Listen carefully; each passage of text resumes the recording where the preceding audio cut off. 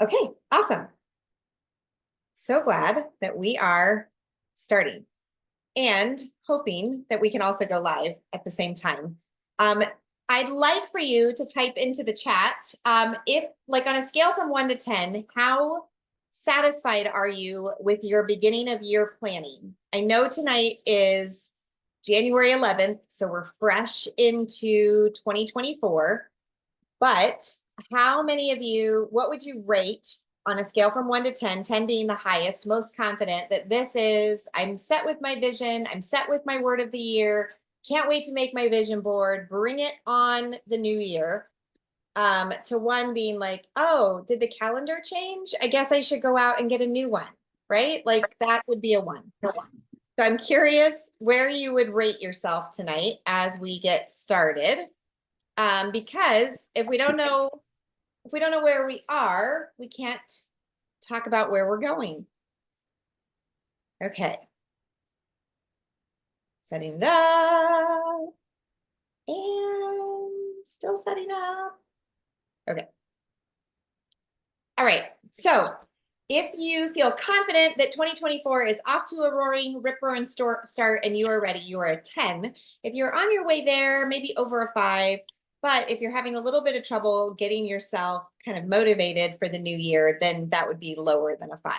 So I see in the chat, because I'll make sure I can access that. Yep, we've got 9.5. We got a couple 6s. Totally love the honesty, ladies. That's awesome. I know we come out on this on a spectrum. I want to believe that if I had started the new year healthy instead of starting with a fever, I would be way farther along as well. But I would guess I'm at about a 6 as well. I'm feeling confident and planned, and you're going to see from the presentation tonight, I've got a few things that I'm rolling out, but I know that I've got a little bit extra to do. So I'm really glad I have another vision night coming up Saturday. I'm glad that I have my handy dandy calendar to walk myself through some other goal setting that I want to do. I also am going to have some time with Jerry at the end of the month. We're getting out of town, so I'm hoping that we have some set apart time to do some vision casting together. Because finally, one of the things that I'm celebrating, and you'll hear in my introduction, is that, 13 months later, after losing my mom in November of 2022, I'm finally starting to see farther than the year ahead, right? Like I could kind of see to the end of 2023. Now I'm starting to look at, okay, what does the end of 2024 look like? 25, 26, and even starting to consider what a 5-year plan would mean to Jerry and I as we continue our vision separately and together into the new year. So hopefully, yep. Yeah, and spending time in reflection of the year that has passed is so valuable, and we're gonna come up against some of that tonight as well. All right, and if you guys have been following along in the challenge section of the, I don't know what this means, but I don't know what this means. If somebody needs questions asked, I'm just trying out new things on Zoom. If you noticed in the challenge portion of our soul care sanctuary, I've been running a challenge this week all about kind of reflecting on the year that has passed, also sort of embracing what's right in front of you and giving you some ideas about how to creatively kind of break down some of your goals, set some more manageable benchmarks for yourself. And then Monday at Care Circle, we're going to specifically jump into micro planning and what that means for you in the new year as well. So prayers that this is the presentation that I updated. Hopefully all the pieces are here. Let me just jump ahead really quickly. Okay, yeah. Okay, so real quickly, just because some of you I'm very close to and others of you only know me a little bit, I am a teacher by trade. So a lot of my presentation will sound like you're in class again. So get your pencils ready, ladies and gentlemen, because mostly women, I hope, because you might want to take some notes or jot some ideas down tonight and come back and revisit them later. I started using oils when my mom gave them to us in our stockings in Christmas of 2006, when my son was just a year old.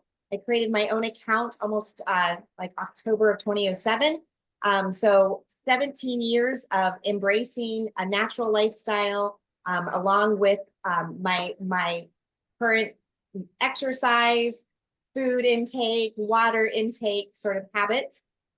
When I resigned as a teacher in 2015, I decided to learn more about becoming a spiritual director. Sometimes I call myself a soul care coach at this point, helping women reconnect to that inner voice that they have inside and make decisions based on feeling confident moving forward with the course that their life is taking.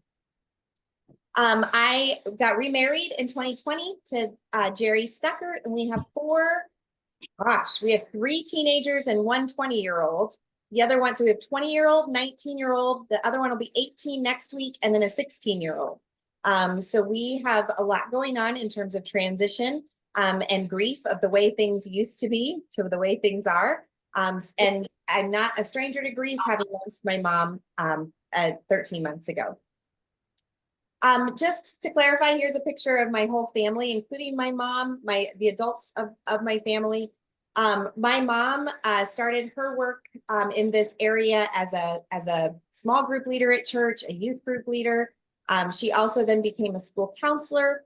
And then out of her desire to walk through perimenopause in a natural way, we started our Oily community, and we wanted to help other families be empowered by their own wellness journey. So I've been so blessed to have met a lot of you through that community, as well as other kind of offshoots of how we experience God and spirituality and religion in the course of our wellness journey as part of not just another branch of our wellness wheel, but maybe as a foundational part of our body, mind, and spirit wellness.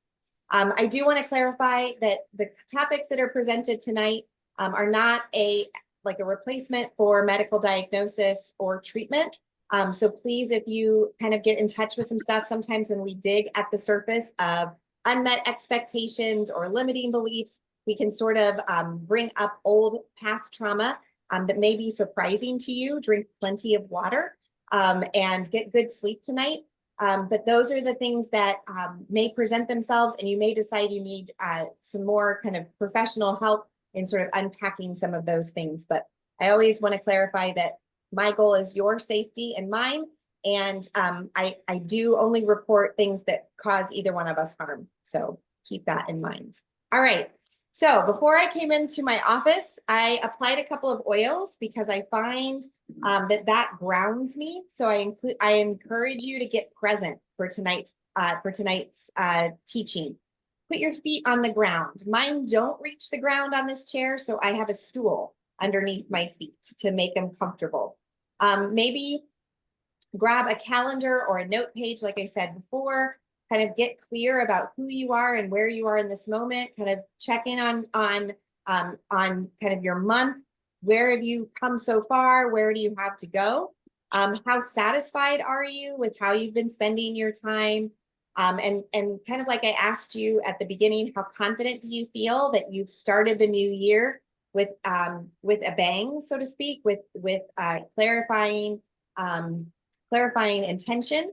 And what are you most proud of accomplishing? And how are you continuing to be different from December, from the beginning of January up until now? I'm going to tell you, when I got sick at New Year's, I could not believe it. I had dodged it the whole fall. But I just pushed my body too far. And I remember thinking on Monday in particular, because I wasn't masking any of my symptoms and I was feeling completely miserable. And I was thinking, all right, January 1st, it can only go up from here, right? Like there's nothing worse than being knocked flat.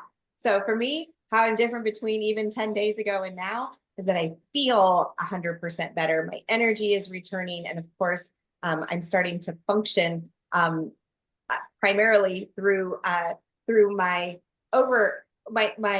overflow of energy rather than my very small cup of energy that I had at the beginning of the year. If you have not done the goal setting and vision casting workshop, you can use the QR code to join. There are 5 days of goal setting prompts in there. Most of you on with me live right now are already in our Soul Care Sanctuary, and you're in the premium membership. So you also have access to those challenge questions. You just need to pop up on the Heartbeat app and find them under the challenges. And so those are listed 5 days of prompts to help you kind of walk through your goal setting process. And if you can't find it, let me know and I'll send you a permalink so that I can at least point out where it started. Okay, something I introduced last year that I wanted to start today with when it comes to visioning is the idea that sometimes all we can do with our vision is to prepare for the month ahead of us, or the next 3 weeks, or the next big endeavor that we're going on. So I know some of you have already traveled this year. Maybe coming back after a trip, you find yourself a little depleted. And so it's important to take stock and evaluate kind of where you are. Get present with yourself, consider your current needs and wants. What are some things, especially as it pertains, and like I said, we'll talk more about this on Monday, especially as it pertains to your Maslow's hierarchy. Do you have your basic needs taken care of? Are there some things that you need to fix so that you can move up on that hierarchy and start working on things like love and belonging, security, those kinds of things? Are you making sure that you're fueling your body well, you're hydrating well, your health is increasing? I know there were some illnesses at the end of last year. So in consideration of all of those things, what do you currently need and want out of the next few months or a few weeks? And the reason I'm starting with this on vision is because sometimes we come to the new year and there's enough that is undecided or unplanned or unexpected that we can only see as far in front of us as the next day. So getting present and considering those current needs and wants are the first 2 steps to take to just make it through. I said last year, I kind of crawled my way through January, February, and March. As I remember it, it was a fog of grief that I found myself in. And it wasn't until March that I was really able to see much of the clear blue sky again. I was in survival mode. So again, you also may be in one of those places. And I wanted to start with this because I want to acknowledge that not everybody comes into the new year just rip roaring ready to go. There may be some work that needs to happen. There may need to be some conversations with your family. There may need to be some discussion about unresolved issues or grief from last year. So getting still with yourself, listening for your inner wisdom, that's one of the things that we're practicing consistently in soul care. We're going to do a practice at the end of tonight using our essential oils that also will help you focus.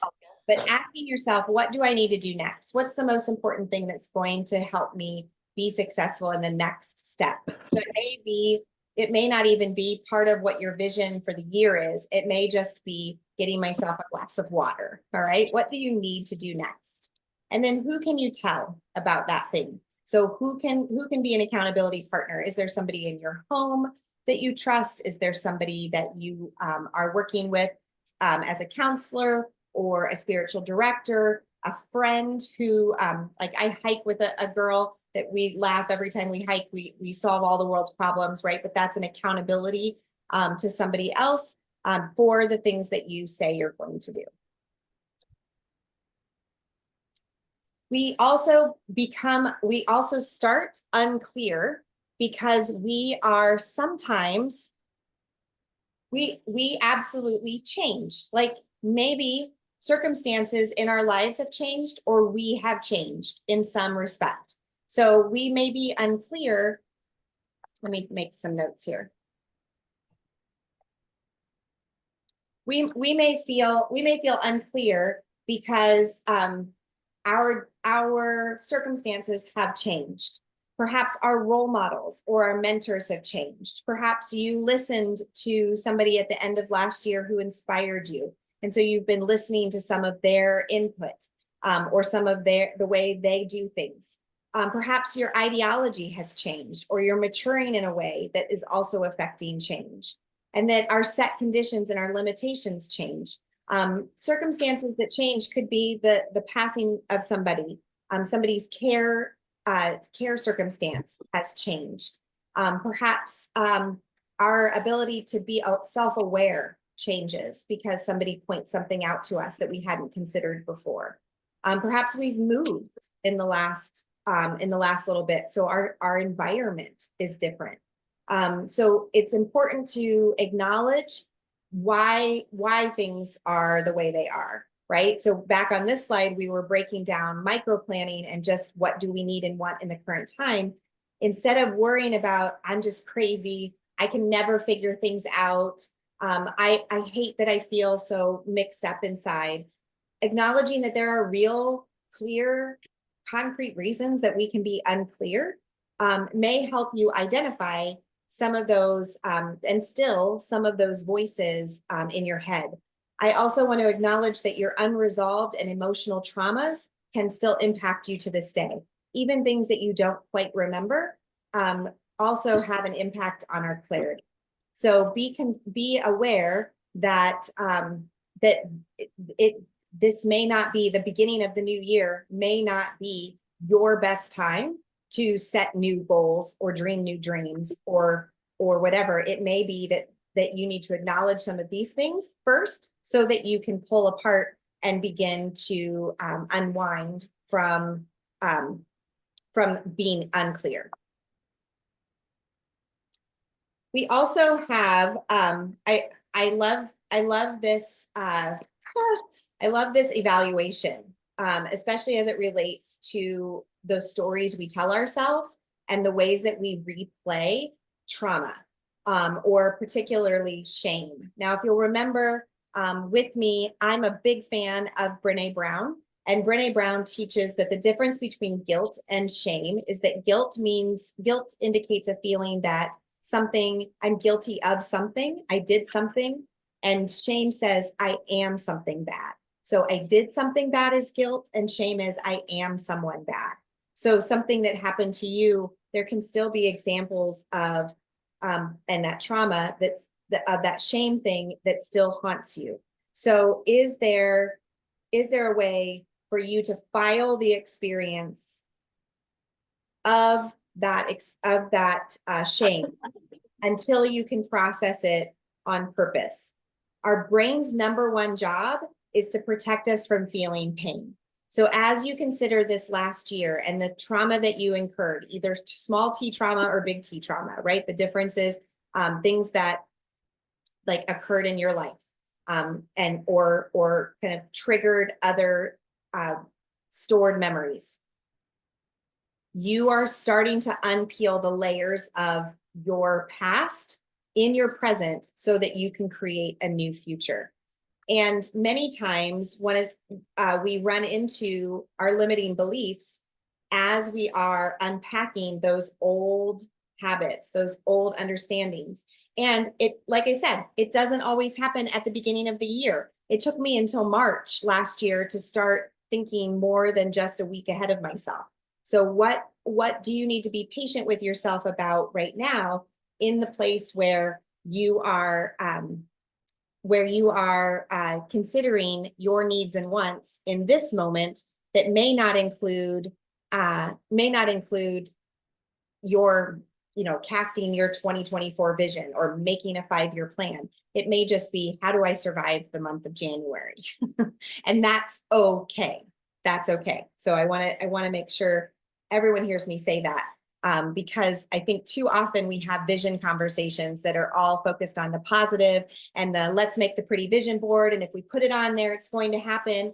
And isn't this exciting to think about riding a horse on the beach at sunset sometime in my future? Yes, and it may not be the right time. And that's okay. If you are feeling stuck, and I feel like I'm missing a slide, so I'm going to stop for a second because I want to tell you this before we go any further. Because I am missing a slide. I don't know what happened to it. It may show up at the end. Here's what I want to say. In terms of until you have to change, you won't change. Does that make sense? Until something is pushing on you. for some people, we function on a calendar, right? And we function like, okay, it's January. I have a new calendar. It's, I'm starting afresh. I'm starting new. This is a blank slate in so many respects, right? This is my 2024 calendar, and there's very little written down in here yet, because it's a fresh and new start, right? And I learned the love of that from my mom, because she loved planners and calendars, and we always had planners and calendars growing up. I've kept them all. They're kind of my diaries too, so they're all on my shelf as like memories for my kids someday. Very embarrassing memories, I'm sure, but and for myself. But not everybody is motivated to change anything at the beginning of the year. It may be that until something presses on you, the importance of X, you won't take the time to make the change. So don't feel the pressure of the rest of the world saying, January 1, have all your goals figured out, write them down, break them down. Let's get on it. If you're at January 11th and you don't have any goals, you're behind, because then we're just continuing that same spiral, right? And then we're stuck. So I admonish you. That's not a word. I encourage you. I don't admonish you. I encourage you to be kind and gentle to yourself as you are considering goals and expectations and vision, and sort of designing your year, maybe your month, maybe your next 2 weeks, to be what you intend it to be. Because without something that's really driving you, and not just the beginning of the year calendar, without something really driving you, it's not going to be a lasting habit change. And I think I talked about some of that in the goal challenge as well. I gave you a download from Atomic Habits in the goal setting challenge. So I think that was on day 3. You can go onto the Dropbox and pull that down if you need some help, just kind of understanding why we push back against goals, and why it's not always the right time to make a change. That in an essence is what I wanted to communicate. So I'll go back to the presentation now, but please know, if you're listening to this, that I am not a rah, have your vision board, do all the things. I literally think this is the last vision board I made, and that was in 2022. So and I don't look at that and judge myself based on, well, didn't get that done. Well, didn't get that done. In fact, I sent Nan and Liesel a picture of a digital, I posted it in the goal setting challenge as well, but a digital Canva vision board last night. And I said, well, my vision board's done, found this template. It looks good. And then I went back and looked at it, and the woman who had created it was apparently Muslim, because there were mosques and head coverings. And I was like, oh, except for the fact that I'd have to change my religion. So there's that part.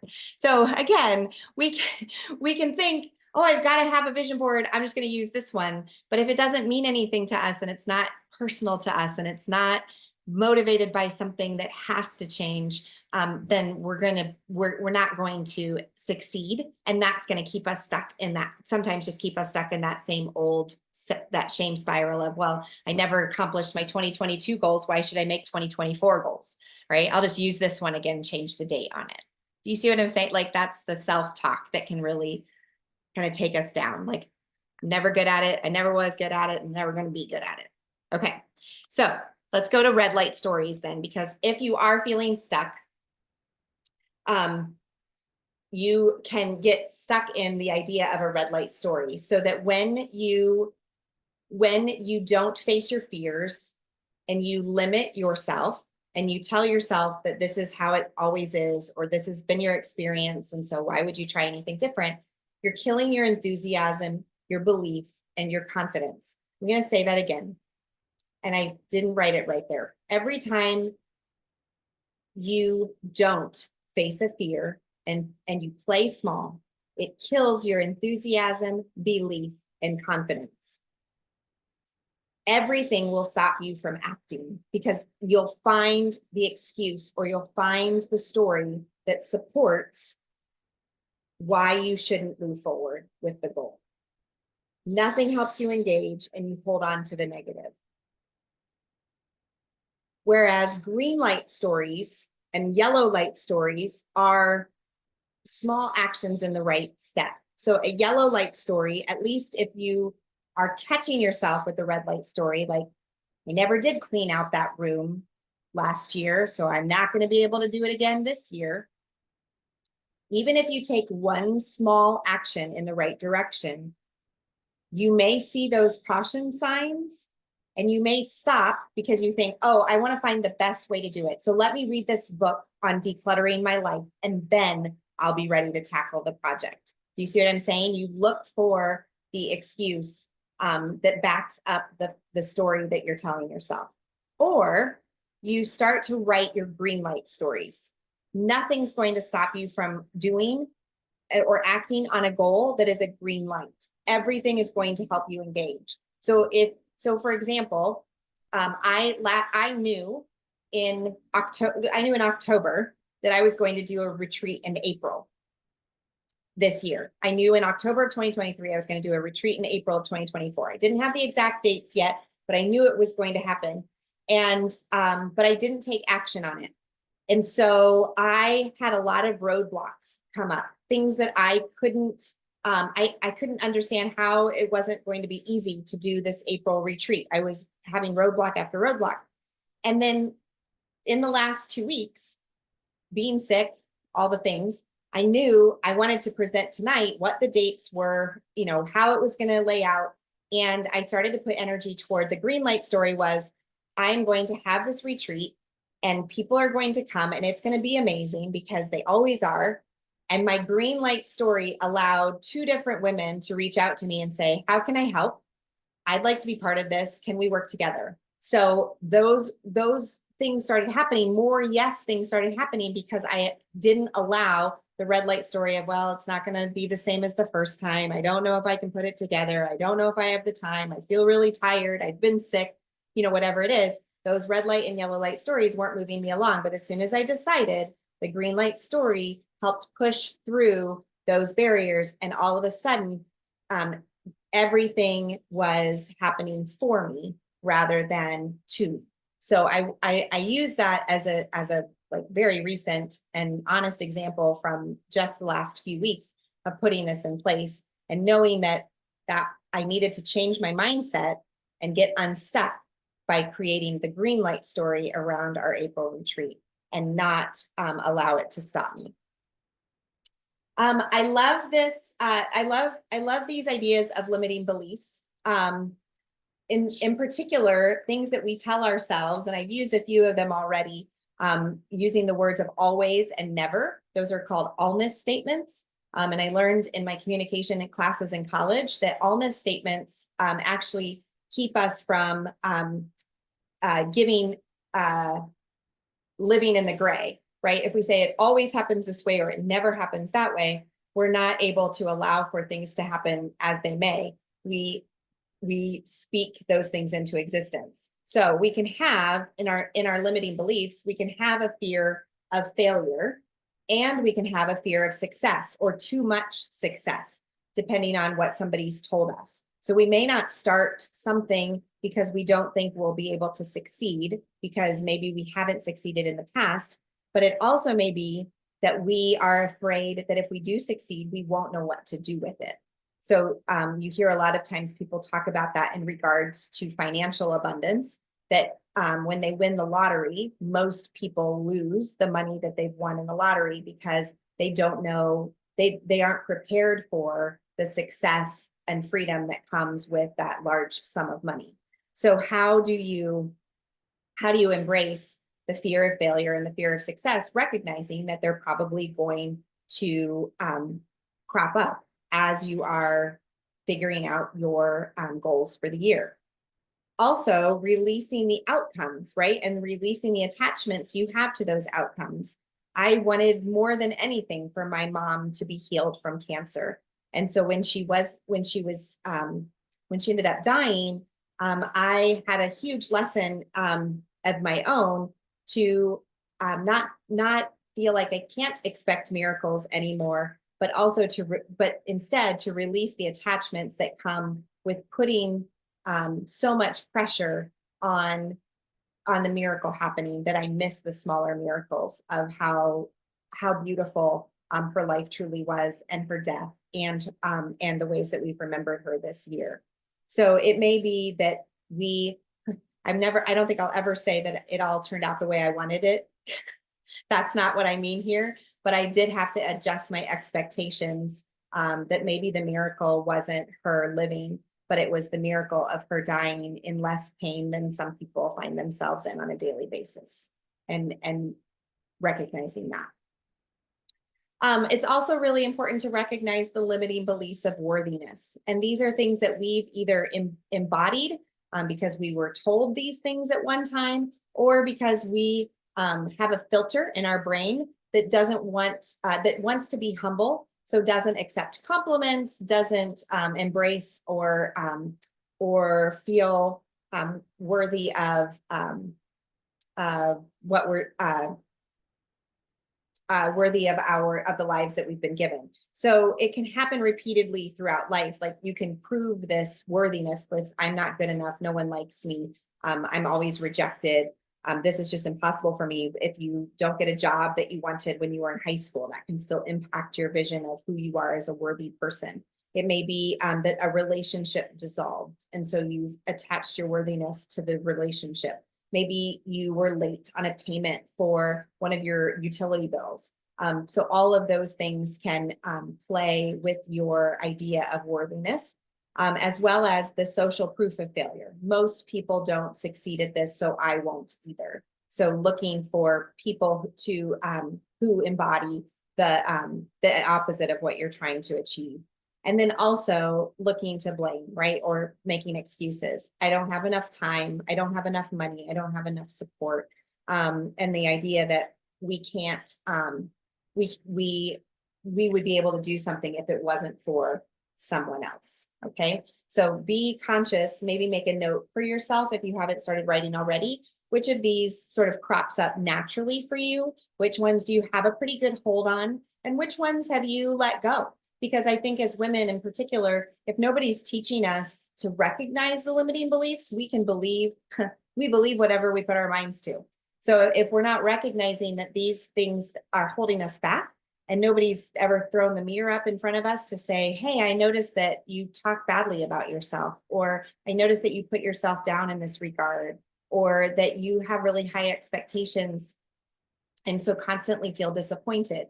You know, if no one's ever given you the gift of grace in that way, maybe this is a night that you're making some notes. Like, maybe one of my goals in 2024 is to be better about recognizing my limiting beliefs, or being more self-aware and countering those beliefs so that I can live a more full and fulfilling life. Okay. So let's get clear. This is the part, if you have vision or have not had visions for your year to come, or the next few weeks, or in your next month, maybe one of these areas stands out to you. So read through them. And in the chat, identify one of the 8: relationships, family, career, or your purpose. They don't have to be intertwined. They can be separate or together. Your financial health, literally your financial health, and your health and wellness, 2 separate things. Your social life, different from your relationships, maybe, or maybe some of the same. Maybe your self-care and material desires that you have. What do you want to, where do you want to go? What do you want to have? Pick out one of those and make a statement about it. What is the clarity that you are seeking in this area?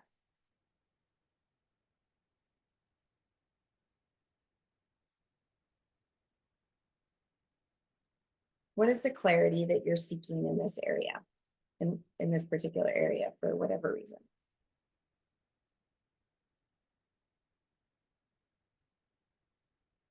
Yeah. Yeah, and with a lot of you are participating in the 14-day reset or inviting people to join you in it.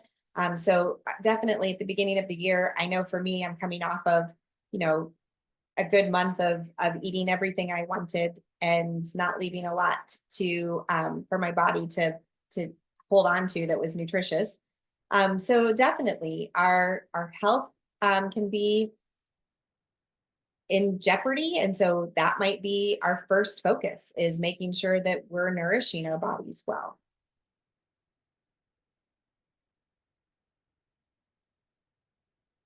Yeah. And sometimes in our relationships, if there's a strain or something has been off or hasn't felt trusting or loving, maybe calling to mind what you choose from that. What do you need from that? What do you want from that?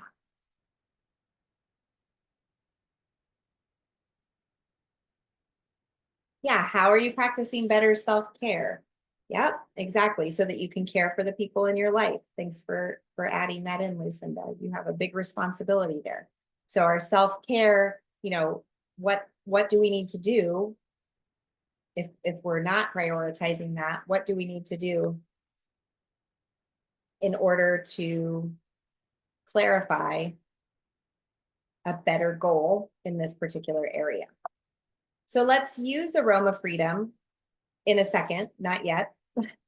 um, After we get a little bit more specific with the goal in whatever area you selected from the list. And I have always taught SMART goals from the time I started teaching high school, gosh, a long time ago, 24 years ago. I was teaching SMART goals, specific, measurable, accountable, realistic and timely, or time sensitive. Those were always important to me, but I loved this new acronym I found, and I've shared it with you guys a couple of different times, but this is how to set goals with heart. So really taking into account whether the goal is even right for you, right? So regardless of whether it's specific to start, we're going to get to exact in a second. Is it the right goal for you? Is it consistent with your values? Does it fit in with what you are doing with the rest of your life? Or, it would be unreasonable, because I know Nan, I'm going to call on her. It would be unreasonable to say that Nan is going to run a half marathon in March. Now, our friend Liesel is going to do a triathlon in April, and that is in line with her other ambitions and aspirations because she's a cyclist. So she already has that in mind. But Nan and I have joked for years about her horizontal running. So it may not be that she would do a triathlon or a marathon. It may not be the right goal for her because it doesn't fit in with her other values and beliefs. Never mind what her body can do. Okay. So I say that in love, and I think she knows that as well. So setting goals with heart means make decisions about your goals based on whether it fits within your heart. Be honest about it. Then get exact and start thinking about the specific small steps that you're going to take and how you're tracking those steps. And then reevaluate the authenticity. Does it fit? Like that excuse that we had earlier about, I don't have enough time, I don't have enough money, I don't have enough support. So is it authentic to think that your current structure, your current support system is going to be able to be in alignment with that goal? And I love taking that to that next level, because even though we see somebody else experiencing that, it doesn't mean that it's right for us. So being clear, staying in our own lane about our own goals by setting them with heart will allow us to be nurtured toward success in that goal, rather than coming up against the roadblock that says, well, darn, I'm not so-and-so, so this goal didn't work for me.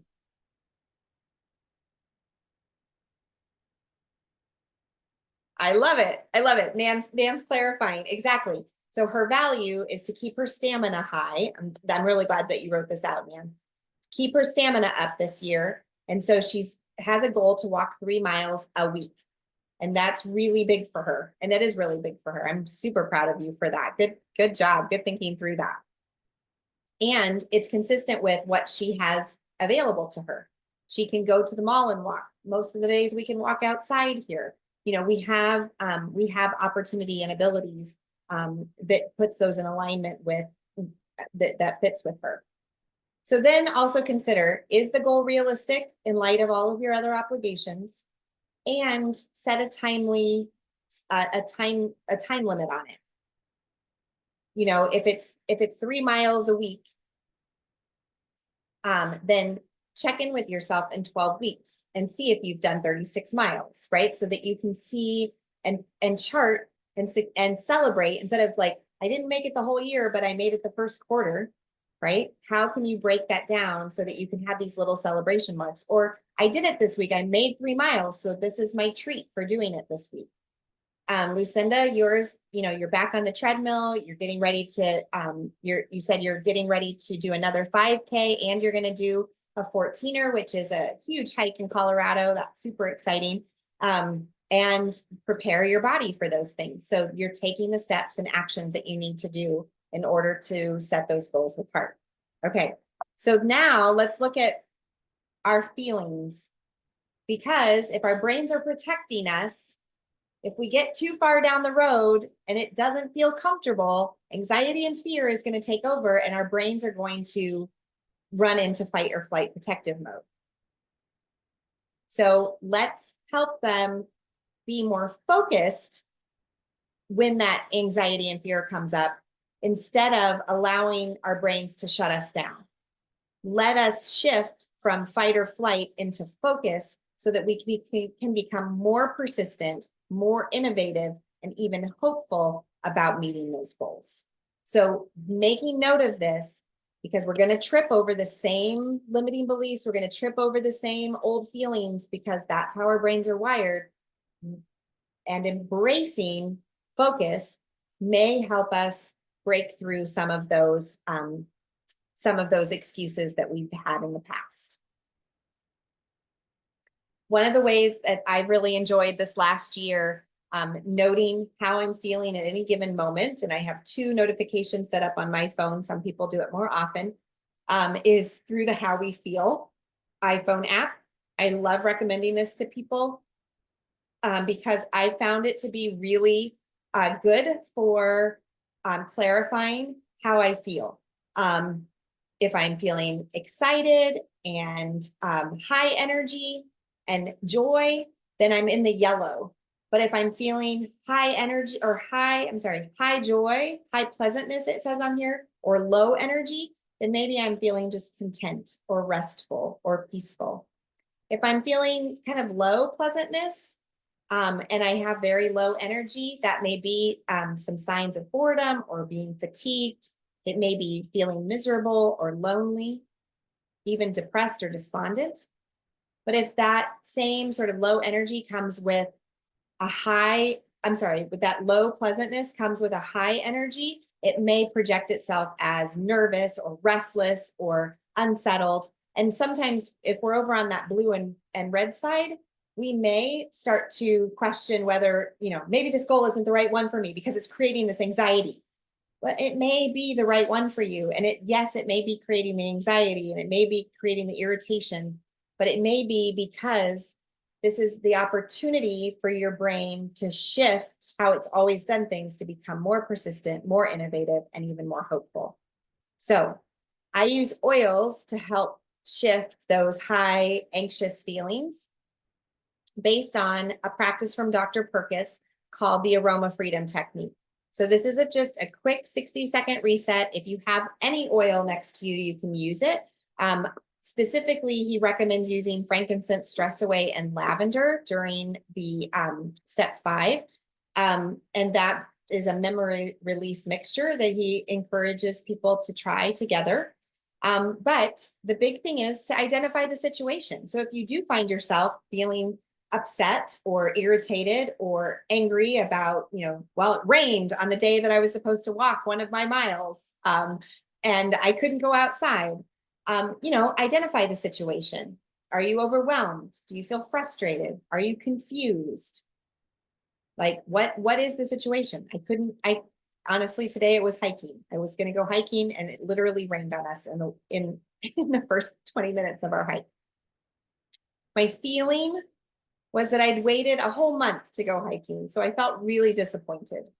It created some low energy for me. It created some despondent feeling, right? So I felt disappointed. When you locate the feeling in your body, think that it can be a sensation or a posture. So maybe you feel like deflated, like my body is deflated when I feel disappointed. So my shoulders slouch. And then what's the negative thought? How am I going to start my New Year hiking plan if it's raining on the first day of my hike? This always happens to me. I go to start something new and I can't do it. Negative thoughts. So then take a drop each, 1 drop of frankincense, 1 drop of stress away, and 1 drop of lavender. Aren't you impressed? I actually brought all of them with me tonight instead of using my mixture that I already have up. Rub them between your hands and cup your hands over your nose and mouth. And just breathe in. If there's a situation that feels frustrating about your goals, about your direction, about why you haven't been able to set any yet, what's been getting in your way, use this reset time for that.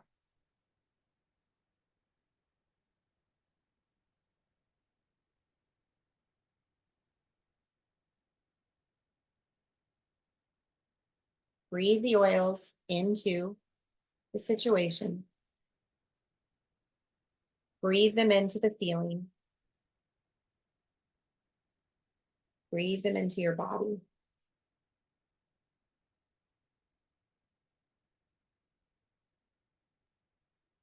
Breathe them into the negative thought.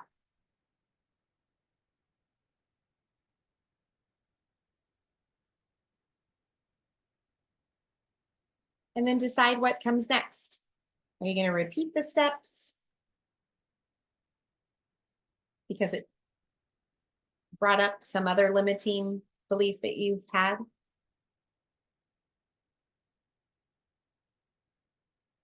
Was that enough? Can you move on with the rest of your evening? Do you need to go back to one of the recordings of the Aroma Freedom and do a full Aroma Freedom session because there's so much to unpack? We're going to do that Aroma Freedom session together on the 25th of January. So be prepared for that. Those of you in Care Circle, you'll have full access.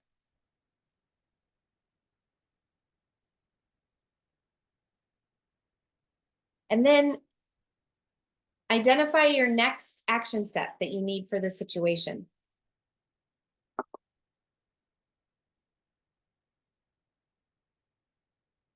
What action can you do even in the next hour before you go to sleep, or 3 hours, depending on what time zone you're in? Picture yourself doing the step and name the positive feeling you feel when you picture it happening.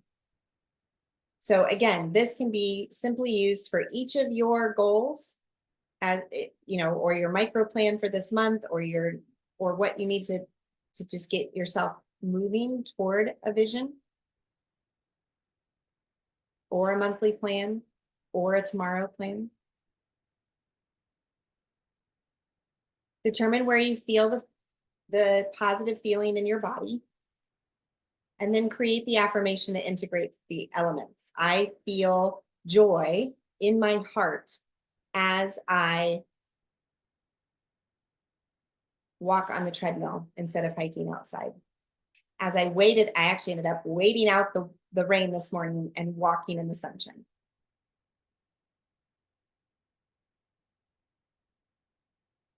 And then remember that when you pair a power pose with your affirmation, it increases the likelihood of you feeling more confident a lot, like many percents. How's that for what the study says? There is a study about it. So power pose can be hands on your hips. Power pose can be arms above your head. Maybe prayer pose. Maybe just putting your hands over your heart and holding yourself in a hug, heart hug. And then pick an oil to lock it in. So I saw earlier, Lucinda was using Highest Potential. That was one of Gary's favorite oil blends. So I love having that one on hand. Maybe you've gotten some oils for your New Year planning, like Envision or Live Your Passion. I'm diffusing Abundance right now. I believe that I have a roller top on that I put on my wrists when I sit down to do my work. This is an easy DIY practice for you to work through each of your goals, each of your limitations, to override that automatic response that your brain has gotten accustomed to. Because affirming your vision will bring about enthusiasm, courage, persistence, creativity, and more of that green light thinking that we want to bring about in our lives. So be conscious of that as you are walking through your vision, your goals. All right, so let's talk about what's next for the last couple minutes. Hopefully this has been super helpful to you, to just consider some additional resources and also invitations to things that are upcoming. So remember, Monday is our next care circle at 6 p.m. Arizona time. The 25th will be our Aroma Freedom session. And yes, the Compassionate Women's Retreat is scheduled for April 11th through the 14th. That's the weekend after Easter. So I'm hoping that taps a lot of folks that are able to come. We do have limited spots available. So the website is almost updated, if not already updated. But we are meeting for 4 days and 3 nights. Guests come in on Thursday evening. We start with dinner together, and then we have all day Friday, Saturday, and Sunday morning before people depart. I'm going to give 3 sessions during the weekend. Like I said, I had 2 women contact me about particular sessions, so I'm working with them to schedule an insight session and also a vision board session. So if you'd like something practical to walk away with, one of our guests, special guest presenters, is going to share about vision boards and accountability. We do have comfy guest rooms for 3 nights. Of course, it's in Carlsbad, which is one of the sweetest places on earth. Some of you are going to get to go there next weekend with us, with our Living Well Now team. But if this is interesting to you and you feel like a trip that you would like to make, let's talk about making that happen. We also offer bike rides. There's a hot tub, contemplative walks, beachside yoga, walks to town, fresh donuts in town. We also will provide nutrition-focused meals, lots of healthy snacks and drinks, and also a personalized swag bag and some extra goodies for being there. We have 2 options for bedrooms. The private room is actually a shared king-size bed. I say in a room with a friend because it would be something that you might want to bring somebody to. But this last time, we actually had some really precious pairings of women who stayed together and ended up becoming besties for the weekend. I don't think anyone slept past 6 a.m. most mornings because you're also in a strange place with strange people. So that could be part of it. But that is a shared room, or if you do want an individual room, that's $11.97 for a little more cost. And I do have a discount code for those of you in our premium part of our Soul Care Sanctuary, and I can give you that discount code so that you can enter it. And we do have a payment plan available with a deposit down of $300. If you need more information about that, let me know. There's also a scholarship available from the Living Well Now Foundation, and that information is on the website as well. I also want to make it really clear that these retreats are is intended for women, and is specifically a compassionate woman who's seeking authentic connection, personal growth, deep soul care, time to reflect and heal, space to unwind and relax, of course, in a gorgeous destination. And also we welcome women of all faiths and those who are on a journey of spirituality. Maybe some of you have experienced or are experiences losses due to death, broken relationships, illness, injury, aging, or any grief-striking loss. We are growing through grief during our spring retreat with a garden theme. Not because I want to belabor the grief topic. I just think a lot of women have some unmet expectations when it comes to grief. And I think there's way more that we can continue to encourage and unpack together as a community. So I'm really excited to offer that as well. So next monthly Aroma Freedom session will be January 25th at 6 p.m. Mountain Standard Time. And then our full retreat info session will be February 22nd. So if you are interested in coming to the retreat, but you want some more information, I will be sharing all of that on February 22nd at 6 p.m. In this Zoom room. As we close tonight, I want to give a quote from Mihaly, Mihaly Csikszentmihalyi. Csikszentmihalyi. Yep. So he's the guy who wrote the book on flow. I don't know if you've ever read the book or read parts of his findings, but the book is called Finding Flow, and the idea is that you become so immersed in the good things that you're doing in your life that it seems and feels seamless, creating a flow of energy in a particular direction, right? Much like a river flows. We're not swimming upstream. We're not battling our way to the end. But instead we've got our arms at our sides and we're completely prone, allowing the river to take us. And what Mihaly says from his research, what I discovered was that the happiness was not something that happened. It wasn't the result of good fortune or random change.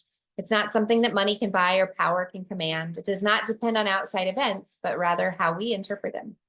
Happiness is a condition that must be prepared for, cultivated, defended privately by each person.